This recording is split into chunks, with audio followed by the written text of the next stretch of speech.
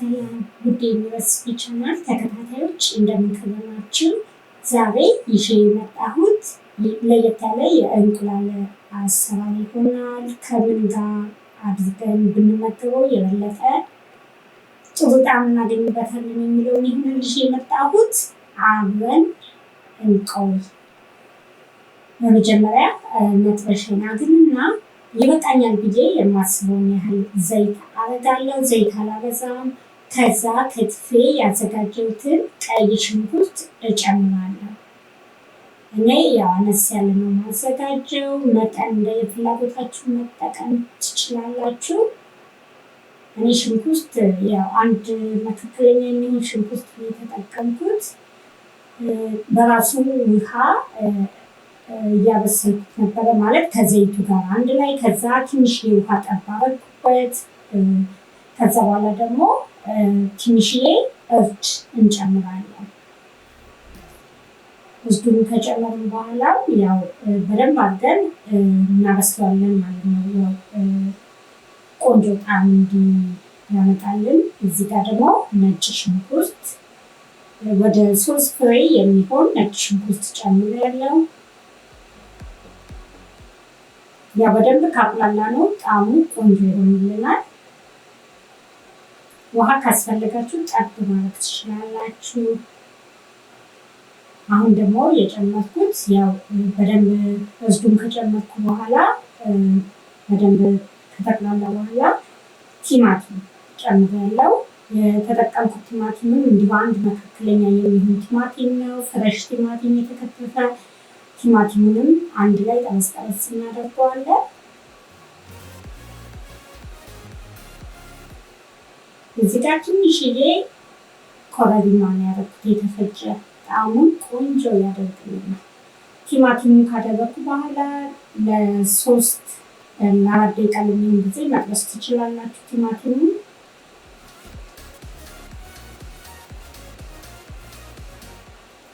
ሽታው ቃናው ራሱ እየተቀየረ ይመጣል። ደስ የሚል ጣዕም ይኖረዋል። እየበሰለ ሲሄድ ትንሽዬ ውሃ ጠብ አደርግበታለሁ። እያየሁ ነው ውሃ የምጨምረው። ብዙ ውሃ ማድረግ አልፈልግም።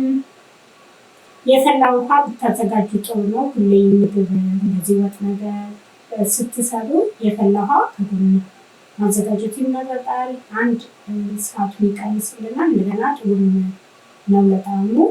ጨው ጨምራለሁ። አሁን ምንድነው ያደረግኩት? ቅቤ። ያው ውሃ ካረኩ በኋላ ለ3-4 ደቂቃ ለሚሆን ጊዜ እናንተ ከትፈዋለን። እንደምታዩት ውሃውን እንደ መቀነስ ብሏል። እንደ ቅድሙ ብዙ አይደለም፣ ግን ብዙ ውሃ አላደረግኩም ሲጀመርም። ግን ሲንተከተክ ያው ጥሩ እየሆነ ይመጣል። አሁን መጨረሻ ላይ ምንድን የጨመርኩት? ቃሪያ ጨምሬያለሁ። አሁን እሳቱን ቀነስ አድርግና ወይም እሳቱን ሙሉ ለሙሉ ታጠፉትና እናፈረፍራለን። ያው የተቆራረጠ እንጀራ አዘጋጅቼ ነበረ እና እያፈረፈርኩ ነው ያለሁት። ያው ድርቅ እንዳይልባችሁ እንጀራ ያው እያያችሁ ጨምሩ። ምክንያቱም ድርቅ ሲል ደግሞ ጣዕሙን አታገኙትም። ደግሞ አሁን የሚሰራው ድርቅ እንዲል አይፈለግም። አሁን ሌላ የሚጨምረው ነገር ስላለ መድረቅ የለበትም። አሁን ፍትፍሩን ወደ ጎን አደርግና እዚህ ጋር መጥበሻ ይዝግልልኝ ዘይት አደርጋለሁ። በዘይት ዙሪያውን መቀባት ትችላላችሁ። እኔ ስፕሬይ የሚያደርገው ነበረኝ፣ በሱ የተጠቀምኩት። ከዛ እዚህ ጋር ምንድነው ያደረግኩት? 2 እንቁላል አደረግኩና ትንሽዬ ቁንዶ በርበሬ እና ጨው አድርጌ በደንብ አድርጌ መታሁት። ከዛ የጋለ መጥበሻ ላይ ዘይት መጥበሻውን ከቀባው በኋላ አደረግኩት። ልክ እንደ መብሰል ሲል ምን እናደርገዋለን? እንደምታዩት እንደዚህ አይነት መልኩ እናፈረፍረዋለን። ያው ድቅቅ እንዲል አናደርገውም። ተለቅ ተለቅ ያለ ቢሆን ሲያዩት ራሱ ደስ ይላል። ድቅቅ ካለ ግን ምንም አትለዩትም እና እንደዚህ ተለቅ ተለቅ አድርገን እናፈረፍረዋለን።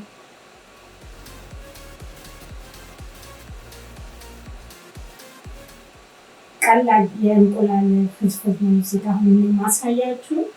ያው የሰራነው ፍርፍር ውስጥ ሁሉ ነገር ስላለ ምንም አያስፈልገንም። አሁን ይበቃዋል። እዚህ ጋር እንቁላል አበሳሰሉን እንደ ፍላጎታችሁ ማለት ትችላላችሁ። እኔ የምወደው በደንብ ሲበስል ነው፣ አለበለዚያ አልበላም። ስለዚህ ያው እኔ በሚመቸኝ መልኩ ነው ያዘጋጀሁት። እንቁላሉ ሲበስልልኝ ምንድን ያደረኩት፣ ያው ፍርፍሩም ትኩስ ነው አይደለ? እንቁላሉንም ትኩሱን አንድ ላይ እደባልቀዋለሁ። እዚህ ጋር እንጀራው ቁርስስ እንዳይልባችሁ ተጠንቀቁ። ማለት በጣም ድቅቅ እንዳይ። እንደምታዩት ከፍርፍር ጋር ያዘጋጀነው እንቁላል በእንደዚህ አይነት መልኩ ወደ ገበታ ቀርቧል። እውነቴን ነው የምላችሁ፣ በእንደዚህ አይነት መልኩ ሞክራችሁት የማታውቁት ከሆነ እስኪ ሞክሩት። ያው ፍርፍር ከጎንና እንቁላል ከጎኑ አድርገን እሱ የተለመደ ነው፣ ሁሌም እንደዛ ነው እናዘጋጃለን። ከፍርፍር ጋር በጣም ነው የሚጠመው እና እስኪ ደግሞ በዚህ በእኔ በሰራው መልኩ ባልጫ አድርጋችሁ እንቁላሉን አድርጋችሁ ልክ እኔ እንደሰራሁት አድርጋችሁ ሞክሩት። በጣም ነው የሚጥመው። እውነቴን ነው የምላችሁ፣ በጣም ትወዱታላችሁ። ያው ከጎን ሚጥሚጣ ማድረጋችሁን አትርሱ፣ የበለጠ ቆንጆ ጣዕም ይሰጠዋል።